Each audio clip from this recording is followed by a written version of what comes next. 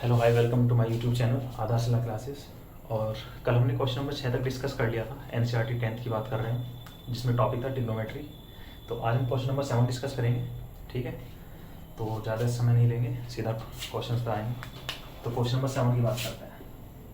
Question number 7 में क्या given है? हमें गिवन है कि cot theta is equal to 7/8। ठीक है, ये गिवन है हमको। और वैल्यू किसकी निकालनी है? फर्स्ट निकालनी है हमें। फर्स्ट पार्ट है उसका कि 1 plus sine theta 1 minus sine theta upon में 1 प्लस कॉस थीटा और इंटू 1 माइनस कॉस थीटा। ये फर्स्ट पार्ट। और सेकंड पार्ट में किसकी निकालनी है वैल्यू? हमें निकालनी है कॉट स्क्वायर थीटा की। Cot square theta. तो हम पहले क्या लगाएंगे इसमें? पाइथागोरस थ्योरम, क्योंकि हमें थर्ड साइड चाहिए, क्योंकि साइन थीटा भी चाहिए और कॉस थीटा भी चाहिए। तो उसके लिए क्या एटलीस्ट हाइपोटेनस हमारे पास होना चाहिए। तो हम पहले निकाल लेते हैं कि ये right angle triangle, suppose ABC बना लिया हमने, हालांकि दिया नहीं है उसने, लेकिन हमने मान लिया ये एंगल थीटा मान लिया। ठीक है, यहाँ तक किसी को कोई डाउट? चलिए, हमने पढ़ा है इससे निकालने का तरीका। ये क्या पढ़ा है कि पाकिस्तान भूखा प्यासा और हिंदुस्तान हरा। तो बात करें अगर कॉट थीटा की, तो कॉट थीटा क्या होता है? Base upon perpendicular. बेस कितना है? 7 और परपेंडिकुलर कितना है आपका 8। ठीक है, यहाँ तक बात आई समझ में? अभी क्या नहीं पता हमें? हाइपोटेन्यूज। तो हम क्या करेंगे इसमें? एबीसी में क्या अप्लाई करेंगे? पाइथागोरस थ्योरम लिख लेंगे। अभी हम इसका फर्स्ट पार्ट ही सोल्व कर रहे हैं। तो apply the Pythagoras theorem. Pythagoras theorem in triangle ABC. ठीक है जी, इसमें हम पाइथागोरस अप्लाई करेंगे। तो एच का स्क्वायर इज इक्वल टू कितना? डायरेक्ट स्क्वायर बताओ इसका। 7 का स्क्वायर मतलब 49 और प्लस 8 का स्क्वायर 64। तो एच का स्क्वायर इज इक्वल टू कितना आ गया? 9 4 13, 6 4 10 और 11, 113। तो यहाँ से एच कितना आ जाएगा जी? Under the root 113। तो अंडर रूट 113 क्या आ गया? हमें हाइपोटेन्यूज पता चल चुका है। अभी ध्यान देने वाली बात कि फर्स्ट पार्ट में हमें दो चीज की रिक्वायरमेंट पड़ेगी, एक तो साइन थीटा की और एक कोस थीटा की। तो पहले मैं निकाल लूँ इन रेशो को। कैसे? Sine theta is equal to, आपने पता है कितना? Perpendicular upon hypotenuse. परपेंडिकुलर कितना है इसका? 8 अपॉन हाइपोटेन्यूज कितना है? 113। इसी तरह से मैं निकाल लूँ कोस थीटा। कोस थीटा कितना पड़ा आपने? Base upon hypotenuse. बेस कितना है? 7 अपॉन 113। यहाँ तक किसी को कोई डाउट? बस दोनों जिस चीज़ की हमें ट्रिग्नोमेट्रिकल रेशियो की जरूरत थी वो हमने निकाल ली। एक तो साइन थीटा की चाहिए थी, एक कोस थीटा की चाहिए थी। और इसमें पुट ही तो करना है। पुट भी और शॉर्टकट करने के लिए मैं आपको पता होना चाहिए। आपने फॉर्मूला पढ़ा होगा। क्या पढ़ा? ए प्लस बी और ए माइनस बी क्या होता है? ए स्क्वायर माइनस बी स्क्वायर। लिख देता हूँ मैं, ये नहीं पढ़ा आपने भाई? ए प्लस बी हो और ए माइनस बी हो तो इज इक्वल टू क्या पढ़ा आपने? ए स्क्वायर माइनस बी स्क्वायर। ये फॉर्मूला होता है किसी पे। तो ये देख लो, यहाँ पे वही तो हो रहा है कि 1 में एक बार साइन थीटा ऐड हो रहा है, एक बार 1 में साइन थीटा सब्ट्रैक्ट हो रहा है। और सेम नीचे कंडीशन है कि एक बार कॉस 1 में कॉस थीटा जुड़ रहा है और एक बार 1 में से कॉस थीटा घट रहा है। तो वही चीज़ तो हो जाएगी। तो यहाँ पे लिख रहा हूँ मैं। तो ऊपर कितना बन जाएगा भाई? 1 का स्क्वायर और माइनस साइन स्क्वायर थीटा। और नीचे भी तो वही 1 का स्क्वायर और माइनस कोस स्क्वायर थीटा। बस वैल्यू पुट करनी है। मैं इसको रफ कर देता हूँ यहाँ से। नोट कर लिया तो ठीक, आगे चले। इसको रफ कर रहा हूँ। चलिए,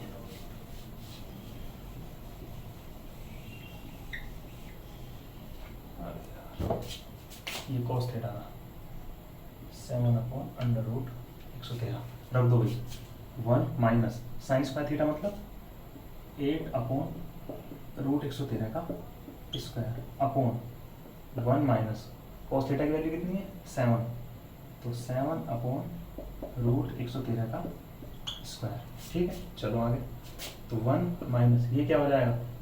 8 का स्क्वायर 64। और केवल मैंने बताया आपको कि रूट वाली कोई भी नंबर्स दिया हो, अगर उसका स्क्वायर करना हो तो क्या होगा? उसके इसमें रूट हट जाएगा। जैसे कि हमने बताया था आपको कि रूट 2 और इसका स्क्वायर क्या हो तो क्या मतलब है? 2। या कहीं आपको दिखा रखो रूट 3 का स्क्वायर निकालना हो तो कितना आ जाएगा? ओनली 3। तो ऐसे यहाँ पर आ जाएगा। कितना आ जाएगा जी आपका? 113। और सेम नीचे 1 माइनस कितना? 49 बटे 113। ठीक है, बात है समझ में? आपने फ्रैक्शन सॉल्व करी होंगी। कैसे करोगे?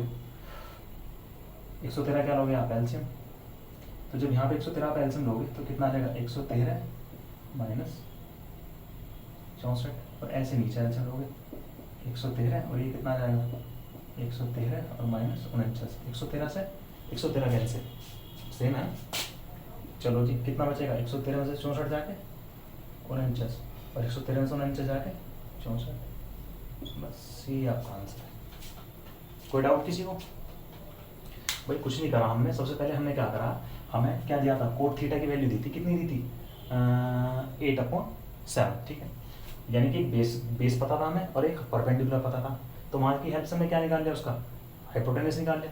जो हाइपोटेनस निकल लिया तो हमें दो रेशो की जरूरत थी, एक तो साइन थीटा की, एक कोस थीटा की, इन दोनों की वैल्यू निकाल ली, बस इक्वेशन में रख दी, ठीक है। यहाँ तो कोई दिक्कत? चलो जी रफ कर दो।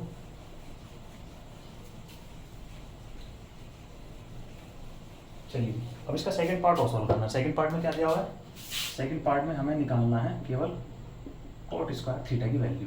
तो ध्यान रहे कोट थीटा तो हमें गिवन ही था भाई, जो चीज़ हमें गिवन ही थी ये तो गिवन था, cot theta is equal to कितना गिवन था, 7/8।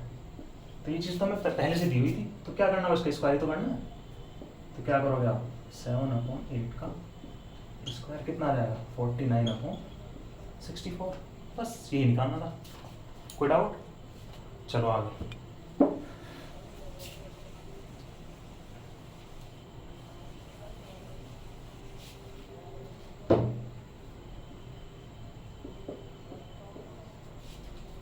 चलिए अब बात करते हैं नेक्स्ट क्वेश्चन। नेक्स्ट क्वेश्चन क्या गिवन है, क्वेश्चन नंबर 8। उसमें गिवन है हमें क्या गिवन है कि 3 cot theta is equal to 4, ये हमें गिवन है, ठीक। तो यहाँ से क्या हम cot थीटा की वैल्यू निकाल लेंगे पहले, कि cot theta is equal to कितना आ जाएगा, 4/3, तो 3 इसकी मल्टीप्लाई में तो अपॉन में चला जाएगा, यानी कि 4/3 आ जाएगा। और cot थीटा का मतलब क्या होता है, यानी कि बेस अपॉन परपेंडिकुलर, इसका मतलब है बेस अपॉन परपेंडिकुलर थीटा के लिए। तो एक हम क्या बनाएंगे, राइट एंगल ट्रायंगल बना लेंगे, और इसमें ये एंगल ले लेंगे थीटा, इसे मान लेंगे ABC, कुछ भी मान सकता हूँ, PQRXYZ कुछ भी, तो ABC मान लिया मैंने, और ये एंगल कितना ले लिया मैंने, थीटा। तो इसमें दो चीज़ मुझे पता है, क्या पता है, एक तो बेस और एक परपेंडिकुलर। बेस कितना है 4 और परपेंडिकुलर कितना है 3। फिर वही बात कि इसमें क्या लगाएंगे, पहले पाइथागोरस थ्योरम लिख दो।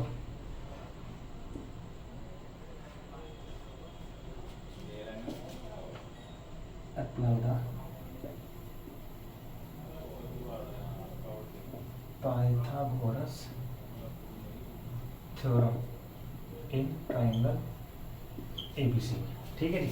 इसमें हम निकालेंगे पाइथागोरस थ्योरम। कैसे निकालोगे कि h का square is equal to base का स्क्वायर और प्लस परपेंडिकुलर का स्क्वायर। तो यहाँ से आ जाएगा h का स्क्वायर इज इक्वल टू 9 + 60, कितना हो जाएगा, h का स्क्वायर इज इक्वल टू कितना जी, 25। तो h इज इक्वल टू कितना, किसका स्क्वायर रूट होता है 25, ये होता है जी आपका 5 का। तो यानी कि आपको इसका हाइपोटेनस भी पता चल चुका है। अब इतना तो सॉल्व कर दिया हमने। अब ये देखो वैल्यू किसकी निकालनी है, वैल्यू निकालनी है इसमें वैल्यू आपको निकालनी है, बल्कि प्रूफ करना है, सॉरी प्रूफ क्या करना है, ध्यान से देखो, टीपीटी क्या करना है कि भाई वैल्यू हमें निकालनी है 1 - tan square theta upon 1 + tan square theta is equal to, proof करना है हमें किसके, कोस स्क्वायर थीटा और minus sine square theta. Sorry angle A है भाई ये, आप एक काम करिए फिर ए को यहाँ दीजिए, अगर एंगल ए गिवन है तो इसमें यहाँ पे सी मान लो, और ये भी यहाँ पे एंगल ए ही है, ठीक है। यहाँ तो कोई दिक्कत नहीं। तो यहाँ पर ए है, ये हर जगह थीटा नहीं है, ए है, ए और ये यहाँ पर भी ए और जी यहाँ पर भी, ठीक है। यहाँ तो किसी को कोई दिक्कत तो नहीं। तो देखो ध्यान से, आप एक काम कैसे सोल्व करोगे, आप इसका LHS लोगे। LHS मतलब left hand side part. Left hand side part क्या है, 1 - tan स्क्वायर है अपॉन 1 + tan स्क्वायर है। इसमें आप tan a की वैल्यू पुट करोगे, और जो भी वैल्यू आएगी उसे एक साइड में रख दोगे। फिर आप क्या करोगे, इसका RHS लेके चलोगे, यानी कि राइट हैंड साइड, और उसकी वैल्यू भी किसके इक्वल ला के दिखा दोगे, इस वैल्यू की। अगर ऐसा आ रहा है तो LHS is equal to RHS, मतलब सॉल्व हो जाएगा फिर। चलिए जी, तो आपको क्या करना है, भाई tan की वैल्यू तो निकालने की जरूरत है नहीं, क्योंकि कोट ए हमें पता है और इसी का रिवर्स क्या होता है, tan। तो अगर मैं यहीं से tan निकल तो बताना जरा कितना आएगा tan, भाई इसी का उल्टा तो आना है बस 3/4। तो वैल्यू रख दो, यानी कि 1 माइनस कितना 3/4 का स्क्वायर और अपॉन में 1 प्लस 3/4 का स्क्वायर। ठीक है, मिटा दूँ इधर का मिटा देता हूँ मैं।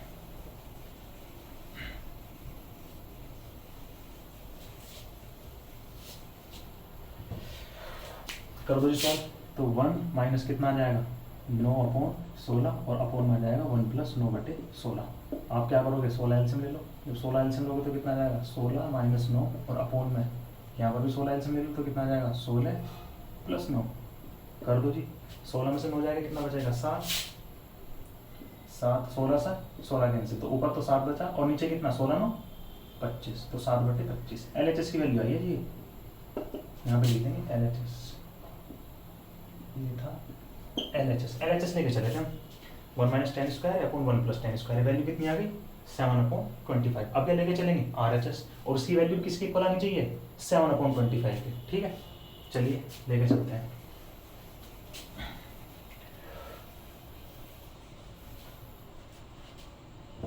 RHS में क्या है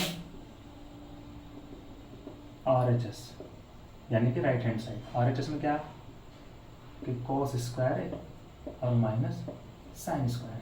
तो यानी कि दो चीज़ की रिक्वायरमेंट है आपको, एक तो कोसे की एक साइन की। तो पहले कोसे साइन अलग निकाल लो भाई, सपोज मैं साइन ही निकाल रहा हूँ पहले कि साइन इज इक्वल टू कितना पढ़ा आपने परपेंडिकुलर अपॉन हाइपोटेन्यूस। परपेंडिकुलर कितना है 3/5, और इसी तरह से एक किसकी वैल्यू निकाल लूँ मैं कोसे की। कोसे कितना पड़ा बेस अपॉन हाइपोटेन्यूस मतलब 4/5, दोनों की वैल्यू रख दो इसमें। चलो जी रखो, कोसे की वैल्यू कितनी है 4/5 का स्क्वायर और माइनस साइन है कि 3/5 का होल स्क्वायर। सोल्व कर लो, यह आ जाएगा जी आपका 16/25 और माइनस 9/25। एलसीएम ले लो कितना 25, तो ऊपर आ जाएगा 16 माइनस 9 मतलब 16 में से 9 जाएगा कितना 7/25। और यही वैल्यू तो उसकी आई थी LHS की, सेम ही तो आ रही है, तो यहाँ पे लिख देंगे कि LHS is equal to RHS। बस यही प्रूफ करना था। किसी को कोई डाउट होना चाहिए, आसान था वैसे, बस पाइथागोरस लगाइए और एक बार LHS लेके चलें, एक बार RHS, और दोनों की वैल्यू कैसी दिखा दी आपस में सेम दिखा दी। ठीक है, चले चलिए कोशिश करेंगे आज इसे पूरा कंप्लीट करने की। अब बात करते हैं क्वेश्चन नंबर 9, ये 8 था ना, क्वेश्चन नंबर 9। क्वेश्चन नंबर में क्या है, उसमें कोई ट्राइंगल ABC दिया हुआ है, उसमें मेंशन क्या हुआ पहले कि एंगल भी जो क्या है राइट एंगल ट्राइंगल है, मतलब एंगल भी 90 डिग्री है। ठीक है, उसमें पहले ऑलरेडी दिया हुआ है, उसमें भी 2 पार्ट निकालने हैं। चलो करते हैं। हमें जो गिवन है, क्या हो गया मार्कर, हमें गिवन है कि tan A is equal to 1/√3, और उसमें दिया हुआ है कि angle B is equal to 90 degree, किसमें ट्राइंगल ABC में पहले से दिया हुआ है। ठीक है, उसमें वैल्यू दो पार्ट सोल्व करने हैं हमें। एक तो क्या करना है कि sine A into cos C और plus cos A into sine C, पहला पार्ट तो ये सोल्व करना है, और सेकंड पार्ट में क्या सोल्व करना है कोस A इंटू कोस C और plus sign A into sine C। Sorry यहाँ माइनस है, ठीक है जी, ये सोल्व करना है। तो पहले चलते हैं, देखो tan इज इक्वल टू 1/, पहले एक राइट एंगल ट्राइंगल बनाते हैं। राइट एंगल ट्राइंगल, उसमें पहले से दिया हुआ है कि जो एंगल भी है, यानी कि एंगल भी हमें यहाँ लेना पड़ेगा क्योंकि 90 दिखाना है, तो ये 90 ले लिया। यहाँ पे मान लेते हैं A और इसे मान लेते हैं C। किसी को कोई डाउट? ठीक है जी, आपको tan A का फॉर्मूला पता है, क्या पता है परपेंडिकुलर अपॉन बेस। तो परपेंडिकुलर कितना होगा 1 और बेस कितना होगा √3। तो इस बार भी क्या निकालना है हमें हाइपोटेन्यूस निकालना है। तो अप्लाई द पाइथागोरस लॉ लिख देंगे यहाँ पे, apply the Pythagoras theorem in triangle ABC, ठीक है।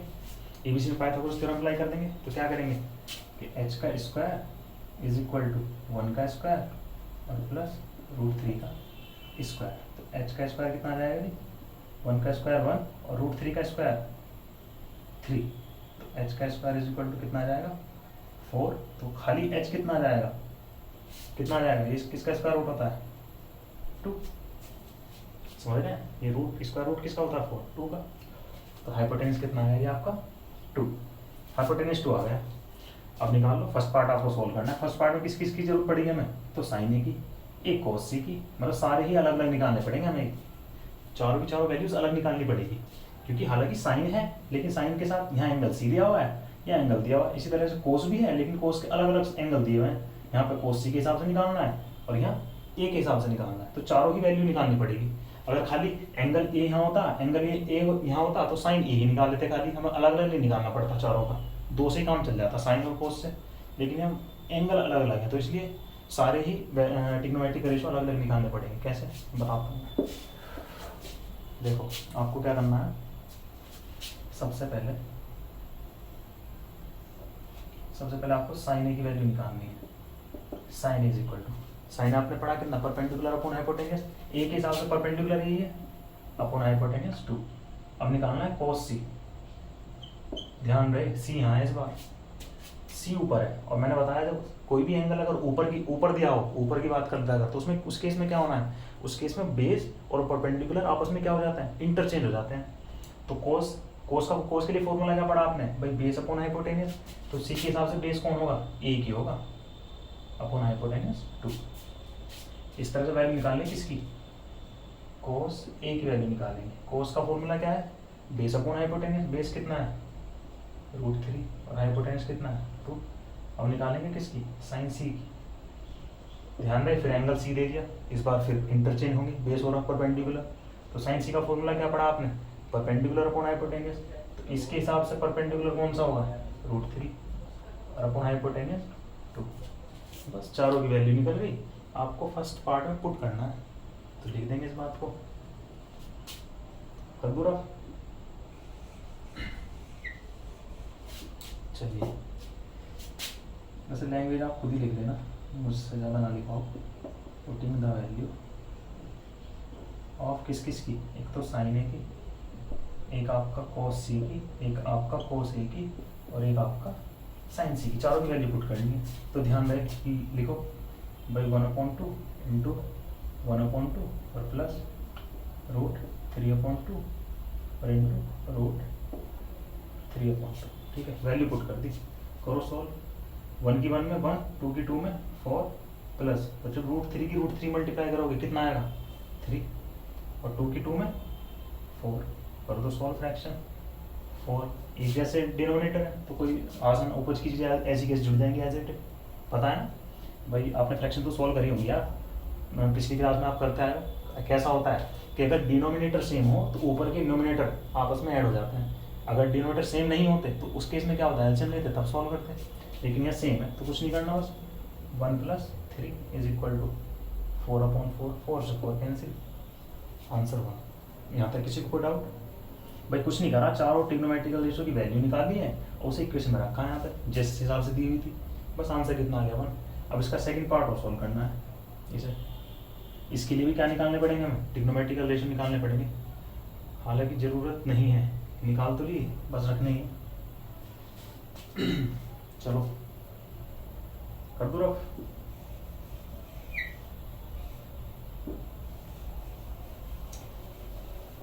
चलो जी रखो। कोस ए की वैल्यू कितनी निकाली थी आपने, √3/2 इंटू कोस सी की वैल्यू कितनी निकाली थी, कोस सी era 1/2 माइनस साइन ए की वैल्यू कितनी थी 1/2 इंटू साइन सी की वैल्यू √3/2। करो जरा सोल्व भाई, √3 की 1 में तो √3/2 की 2 में 4 माइनस √3 की 1 में √3 और 2 की 2 में 4। ये वैल्यू सेम ही दिख रही है आपको, √3/4 एक पॉजिटिव एक नेगेटिव। आंसर कितना 0। कोई डाउट, भाई वैल्यू पुट की, यहाँ पे इसकी इसमें मल्टीप्लाई करी, इसकी इसमें, √3/4 आया, यहाँ पे √3/4, एक पॉजिटिव है और एक क्या है नेगेटिव, तो आपस में क्या हो जाएंगे कैंसिल, मतलब 0। चले चलो जी नेक्स्ट क्वेश्चन करते हैं बहुत जल्दी से, ज़्यादा समय ना लेंगे। इसकी शॉट ले लिया करो अगर किसी को कोई डाउट है तो। आपकी हर समस्या का समाधान यहाँ ही किया जाएगा, बेफिक्र होकर पड़िए, मन लगा के। अभी से स्टार्ट लेके चलेंगे, ज़्यादा टाइम नहीं लेंगे, लगभग आपका 3 या 3.5 महीने में कोर्स पूरा कंप्लीट करा लेंगे पूरा टाइम का। उसके बाद प्रैक्टिस साइड भी चलेंगे आपके। मैंने बताया हुआ आपसे पहले क्लास स्टार्ट करने से पहले बोल दिया था कि जितने भी आपके RS अग्रवाल के क्वेश्चन होंगे और किसके RD शर्मा के, ठीक है, वो बुक्स काफ़ी मतलब आ जाता है उसमें क्वेश्चन। मेन चीज़ आपको मेथड आना चाहिए, अगर मेथड आप समझ पा रहे हैं तो फिर कोई दिक्कत नहीं। चलिए क्वेश्चन नंबर 10 की बात करते हैं, क्या हो गया इसमें। क्वेश्चन नंबर 10 में क्या हुआ है,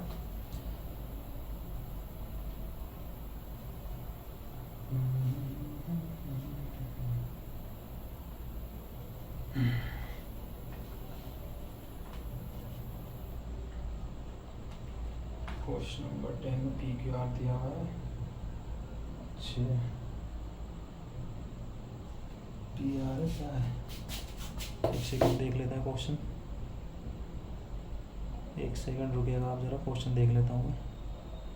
क्वेश्चन इसमें ठीक से दिखाई नहीं पड़ रहा, नो कौन सा है, 10, क्वेश्चन नंबर 10। हाँ PQR है, एंगल P है और PR और PQ। अच्छा जी PR और QR। एक राइट एंगल ट्राइंगल है जिसमें उसने ध्यान देने वाली बात कि उसमें उसने बोला हुआ है कि जो एंगल Q है, वो राइट एंगल ट्राइंगल, मतलब एंगल आपको Q यहाँ लेना पड़ेगा, ठीक है जी। उसके बाद PR और QR में PQ जो है, सपोज मैंने ये साइड PQ ले ली, ये P ले ली और ये पॉइंट R ले लिया, ध्यान देने वाली बात, ध्यान से देखना। तो उसमें उसने मेंशन किया हुआ है कि जो PQ है वो 5 सेंटीमीटर है, PQ यही तो होगी PQ, ये 5 सेंटीमीटर है, ठीक है। और PR और QR, मतलब PR और QR, PR और plus QR is equal to, उसने मेंशन दिया है 25 सेंटीमीटर और ये 5 सेंटीमीटर।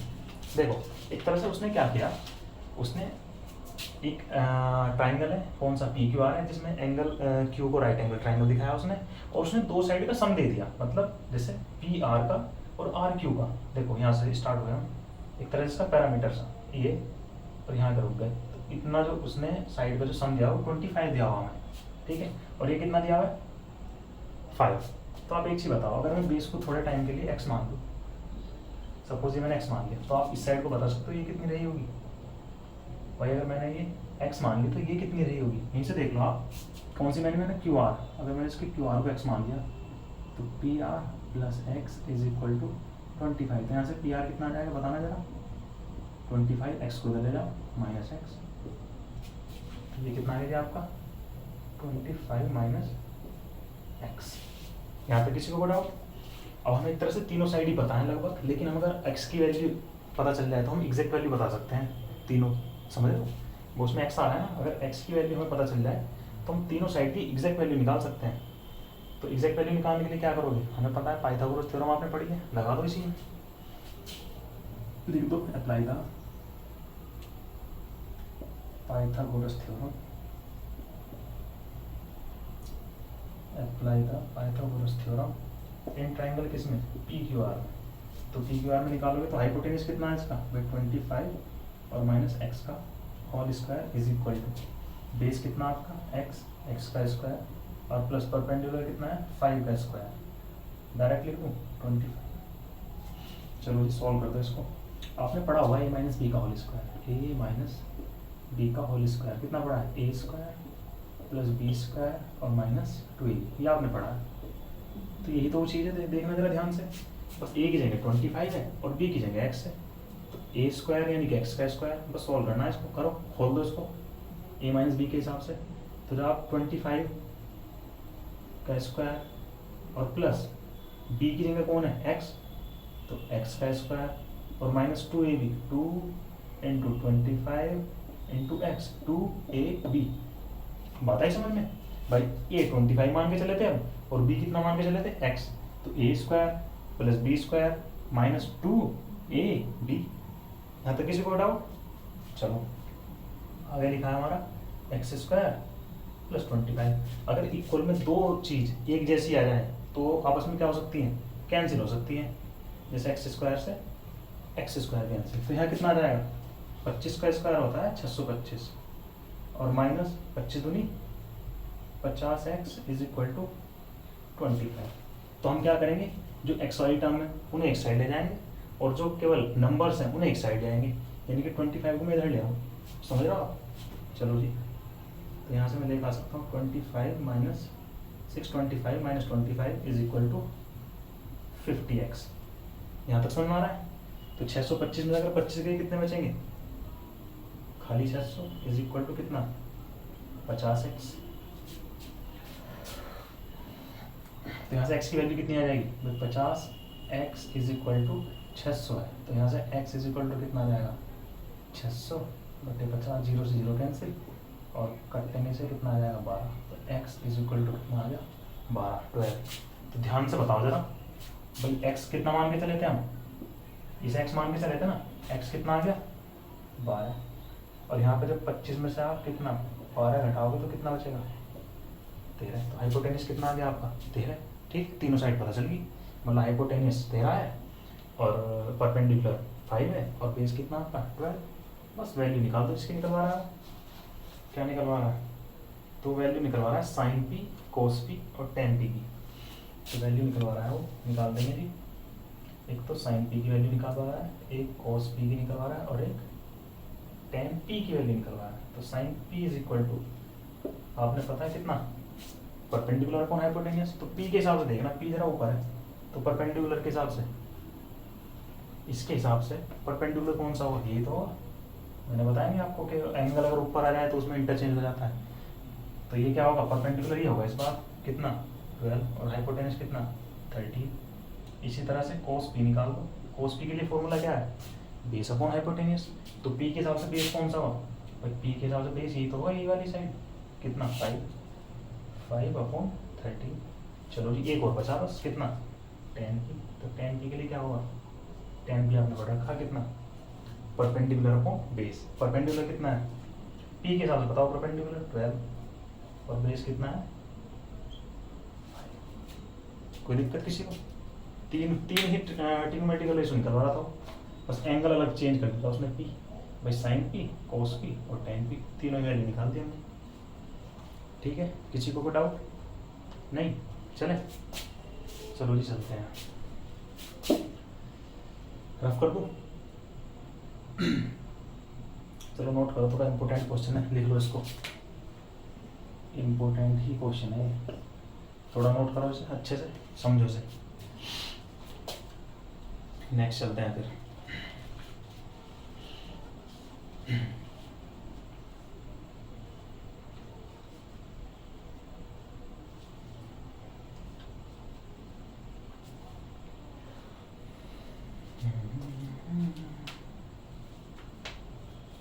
करते हैं रफ? चलो रफ करते हैं इसको, बस खत्म ही कर देंगे इसको, खत्म सी है। चलिए क्वेश्चन नंबर 11 में हमें जो दिया हुआ है, क्वेश्चन नंबर 11 में शायद ट्रू फॉल्स है। क्वेश्चन नंबर 11 में ट्रू फॉल्स, ट्रू फॉल्स में क्या दिया है उसने? वो बोल रहा है, पहला मैं लिख ही देता हूँ। वो बोल रहा है कि द वैल्यू ऑफ 10 है, the value of 10 is always less than 1, is always less than 1, is always less than 1। ये वो बोल रहा है कि जो 10 की वैल्यू है वो हमेशा एक से क्या होती है? कम होती है। वो ऐसा वेरीफाई करवाना चाह रहा हूँ हमसे, तो हम पता लगा लेते हैं भाई होती कि नहीं होती। देखो कैसे, सपोज मैं कोई एंगल मान लेता हूँ, ट्राइंगल मान लेता हूँ, ए बी को मैं इसको राइट एंगल ट्राइंगल ले लिया सपोज मैंने, ठीक है। बात कर रहे हैं 10 है, और इसके लिए हमें क्या कुछ भी ट्रिपलेट मानने पड़ेंगे। कोई भी ट्रिपलेट मान सकते हो, जैसे आपने ट्रिपलेट क्या जिसमें पाइथागोरस लागू होती हो, वो ट्रिपलेट मानने आपको कोई भी मान सकते हो आप। जैसे 3 4 5 का ट्रिपलेट होता है, भाई 3 और 4 हाइपोटेनियस 5 हो जाता है। या जैसे अभी आपने पढ़ा है कितना 12 13 और 5, 12 13 5 का क्या ट्रिपलेट होता है। तो कोई मान लो, सपोज मैं 12 13 का मान लेता हूँ, ये 12 ये 5 ये 13। अभी तो सोल्व करा बिल्कुल इससे पिछला क्वेश्चन, ये तो ट्रिपलेट थे इसमें, भाई एक बेस 5 था, परपेंडिकुलर 12 और हाइपोटेनियस 13। तो इसके हिसाब से निकाल लेते हैं। तो देखते हैं अभी क्या आता है। भाई tan ए हमें निकालना है, बताना जरा tan ए कितना होगा। ये एंगल यही है, ध्यान रखना। tan ए के हिसाब से क्या आ जाएगी वैल्यू, tan का फॉर्मूला क्या पढ़ा हमने, भाई परपेंडिकुलर अपॉन बेस। तो परपेंडिकुलर कितना है 12 अपॉन बेस कितना है 5। ध्यान से देखो जरा, अगर मैं tan ए की वैल्यू कैलकुलेट करूँ, सॉल्व करना जरा इसको, 5 दूनी 10 5 चौक 20, यानी कि 2.4 वैल्यू आ रही है। भाई इसको अगर मैं सोल्व कर रहा हूँ, ये tan ए के इक्वल ही तो है 12/5। तो मैं अगर इसको सोल्व कर रहा हूँ तो कितना आ रहा है 2.4, जो कि 1 से कितना बहुत ज़्यादा हो गया 1 से। तो जबकि वो कह रहा है कि कितना होना चाहिए, लेस देन होना चाहिए सदैव। ऐसा तो जरूरी तो नहीं है, ये तो ज़्यादा आ रहा है। चलो इस केस में आप एक चीज़ और देख लेते हैं, जरूरी थोड़ी ना कि एंगल यहाँ का हो। भाई बेस और परपेंडिकुलर तो आपस में इंटरचेंज हो सकते हैं, वो तो एंगल के हिसाब से डिपेंड करता है। अगर मैं ये एंगल यहाँ ना लेके यहाँ ले लूँ, सपोज ये यहाँ पे ले लिया मैंने, 80 यहाँ पे ले लिया। अब बताना जरा tan कितना आएगा। tan A is equal to, formula तो वही है परपेंडिकुलर अपॉन हाइपोटेन्यूज। तो एक हिसाब से बार परपेंडिकुलर क्या हो जाएगा 5 और बेस कितना आ जाएगा। अब अगर इसे डिवाइड करूँगा मैं 5 को, तो ये तो 1 से बहुत ज़्यादा कम आ रहा है, 1 से बहुत ज़्यादा कम आ रहा है, और यहाँ पे 1 से बहुत ज़्यादा आ रहा है।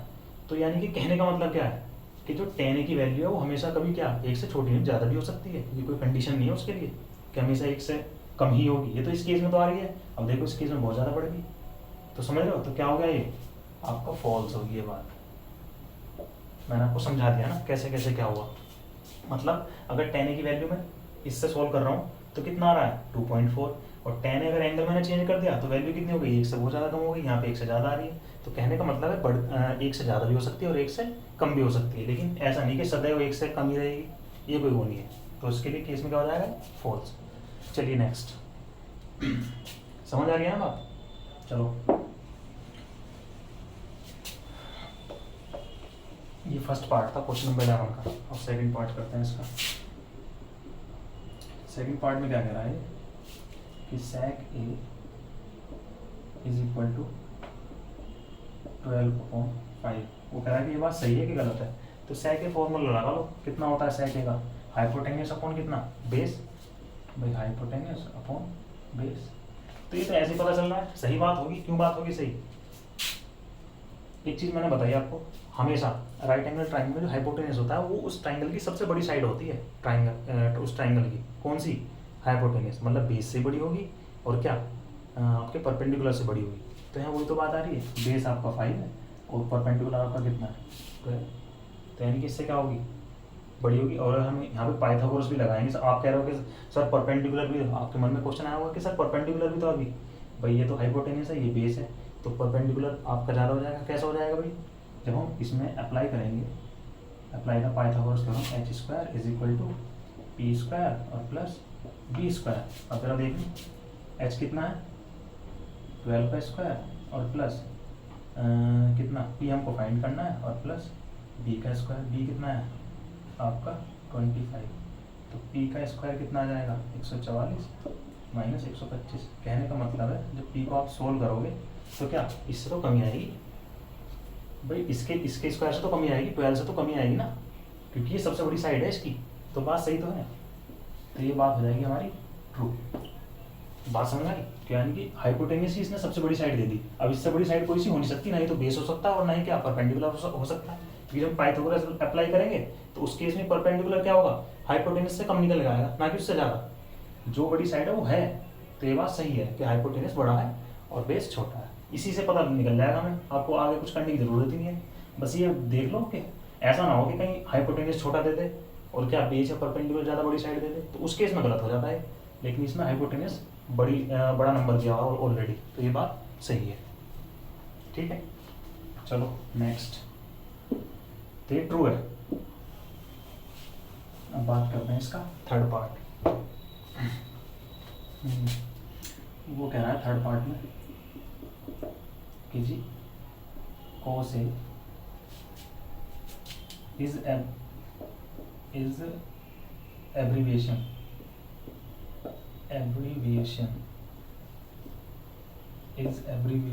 used for the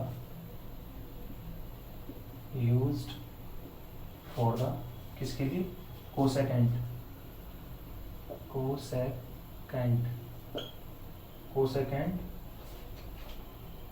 of angle A, cosecant of angle A, ये बात बता रहा है। अब आपको एब्रीविएशन नहीं पता होगा, एब्रीविएशन क्या होता है मैं आपको बता देता हूँ। एब्रीविएशन का क्या था, जैसे हम साइन थीटा पढ़ते थे, तो साइन थीटा को एक्चुअली साइन नहीं होता था, ये साइन होता था, ठीक है। जैसे ये राइट एंगल ट्राइंगल है, ये सपोज ए बी सी, या ये एंगल मैंने थीटा मान लिया, ये एंगल मैंने थीटा मान लिया। तो जैसे फर्स्ट रेशो होता था साइन, तो क्या होता था भाई पी अपॉन एच, और सेकंड रेशो कोस के लिए कितना होता था बी अपॉन एच, और थर्ड रेशो क्या होता था पी अपॉन बी, और इसी से रिवर्स हो जाते थे क्या, H upon P, H upon B और बी अपॉन पी। तो क्या था, ये जो साइड का रेशो ही था आपस में एक दूसरे का, किसी भी राइट ट्रायंगल में जो भी साइड थी, मतलब उनका जो रेशो था उन्हें एक स्पेसिफिक चीज से डिनोट किया जाता था। मतलब इसको हम डिनोट करते थे इससे साइन, और इसको हम डिनोट करते थे किससे, कोसाइन, इसको हम डिनोट करते थे किससे, टेंजेंट।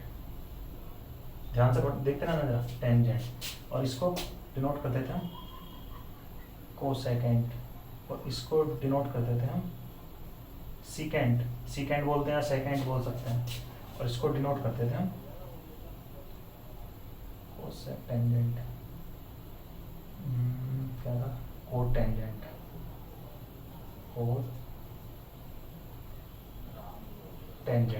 कोटेंजेंट, एक ही आएगा, कोटेंजेंट। बात है समझ में। तो हमने क्या करा, जब इसको साइन था, जैसे इसको डिनोट करे थे, तो इसको स्पेसिफिक नाम दिया, किसको, साइन, और एंगल ले लिया थीटा, इसमें से ई हटा दिया, मतलब कुछ हटा दिया, इसमें से केवल 3 नंबर ले लिए इसके। तो इसको भी ऐसी कोसाइन था, तो इसको केवल कोस थीटा लिया, और ऐसी इसको टेन थीटा लिया, ठीक है। और ऐसी इसको कोसेकेंट है, तो कोसेकेंट को क्या ले लिया हमने, कोसेकेंट, इसको ले लिया हमने कोसेक थीटा, और इसको ले लिया हमने सेक थीटा, और इसको ले लिया हमने कॉट थीटा, ठीक है। तो क्या हुआ, वो क्वेश्चन कह रहा है कि ये क्या है, एब्रीविएशन है, किस की, साइन का, जैसे साइन थीटा ले लिया एब्रीविएशन, टेंजेंट किसका एब्रीविएशन है, टेन थीटा का, और ऐसी साइन का एब्रीविएशन क्या है, कोसाइन है, और ऐसी कोसेकेंट का एब्रीविएशन कोसेक थीटा, सीकेंट का एब्रीविएशन सेक थीटा, और ऐसी कॉट टेंजेंट का एब्रीविएशन कितना, कॉट थीटा। तो एब्रीविएशन का मतलब है इन्हें स्पेसिफिक नाम दिया गया बाद में, ठीक है। हालांकि इसे जैसे कोसेक टेंजेंट था, इसको अब CSE करके लिखने लगे हैं, CSE थीटा, पूरा कोसेक ना लिख के CSE थीटा शॉर्ट में लिखते हैं, ठीक है। तो क्वेश्चन कह रहा था कि कोसे जो है एब्रीविएशन है किसका, कोसेकेंट का। देखना जरा कोसेकेंट का है क्या, कोसेकेंट का थोड़ी ना, कोसेक किसका है, कोसाइन का। तो ये कि कोसाइन आता तो सही होता, लेकिन इसने क्या दिया, कोसेकेंट, तो कोसेकेंट का तो एब्रीविएशन है नहीं, किसका है ये है कोसाइन का एब्रीविएशन। तो ये क्या हो जाएगा, ये हो जाएगा फॉल्स इस केस में, ये है आपका फॉल्स, ठीक है जी। अब नेक्स्ट चलते हैं, इसका फोर्थ पार्ट सॉल्व करेंगे। इसका फोर्थ पार्ट में क्या दिया होगा, cot is always product of, या इसमें कि cot A is always product of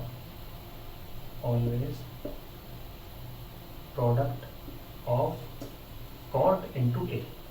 आपने पढ़ा होगा जब कोट ए है तो इसको पूरा रीड करेंगे आप, कोट ए, जहाँ इसका क्या है, ए क्या है, इसका एक एंगल है ना कि इसका मल्टीपल है। तो यहाँ पे क्या, कोट ए पूरा एक टर्म है एंगल सही, लेकिन वो कह रहा है कि कोट ए को इस तरह से लिख सकता है क्या, कोट इनटू ए, जबकि नहीं लिख सकते, वो तो एंगल इसके साथ ही जुड़ा हुआ है।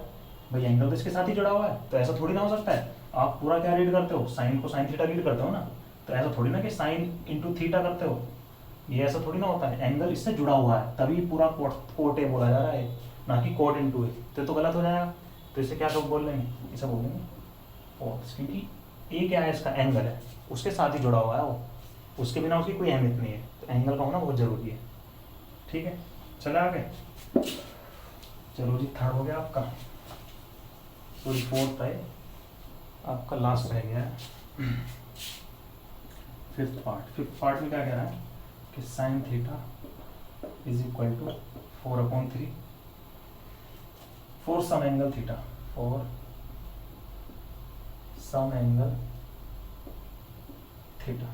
ठीक है जी, एक चीज बताओ, साइन थीटा के लिए आपने फॉर्मूला क्या पढ़ा है कि sine theta is equal to पढ़ा आपने कितना पढ़ा है, परपेंडिकुलर अपॉन हाइपोटेन्यूस, मतलब P/H। बस यही खेल खराब हो गया, यहीं पे समझ लो आप चीज़ को, यहीं पे गलत बता दोगे आप कैसे, थोड़ा दिमाग लगाओ ज़रा। मैंने अभी क्या बताया था कि जो किसी भी ट्राइंगल की हाइपोटेन्यूस होता है वो क्या होता है, वो सबसे बड़ी साइड होती है, सबसे बड़ी साइड होती है। और देखना इसके हिसाब से, ये तो पहले ही उसने परपेंडिकुलर 4 दे दिया और उससे छोटा इसने बना दिया हाइपोटेन्यूस। कैसा हो सकता है, ऐसा संभव ही नहीं है, क्योंकि हाइपोटेन्यूस तो सबसे बड़ी साइड होती है किसी ट्राइंगल की। तो यहाँ पे एटलीस्ट अगर ये इससे 4 से ज़्यादा देता तो हम मानते, लेकिन इसने 3 कर दिया, जबकि परपेंडिकुलर को उसने उससे ज़्यादा दिखा दिया, तो ये तो यहीं पे गलत हो गया। क्या होगा, फॉल्स। इसका आप रीज़न दे सकते हो कि hypotenuse is always greater than side in a right angle triangle. ठीक है, कोई डाउट, बात आ गई ना, सारी चीज़ें समझ में। चलिए आज का क्लास यहीं पे समाप्त करते हैं, और फिर आगे कल एक्सरसाइज स्टार्ट करेंगे 8.2, और कल ही कोशिश करेंगे उसको कंप्लीट करने की। तो जुड़े रहिए, हमारा चैनल सब्सक्राइब कीजिए, लाइक कीजिए, ज़्यादा से ज़्यादा लोगों तक शेयर कीजिए। कोई आपको, मुझे नहीं लगता कि शायद कोई इस तरह से पढ़ाएगा, मैं पूरी कोशिश करूँगा आपको अच्छे से अच्छा कंटेंट देने की। और हम यही नहीं कि NCERT कराएंगे, बल्कि इसके साथ ही RS अग्रवाल, जो कि मैंने आपसे वादा किया हुआ है कि RD शर्मा की प्रैक्टिस सेट हम आपको देंगे, साथ ही PDF फाइल भी प्रोवाइड कराएंगे हम आपको। तो ज़्यादा से ज़्यादा जुड़िए हमसे, और लाइक एंड सब्सक्राइब कीजिए। थैंक यू, जय हिंद, जय भारत।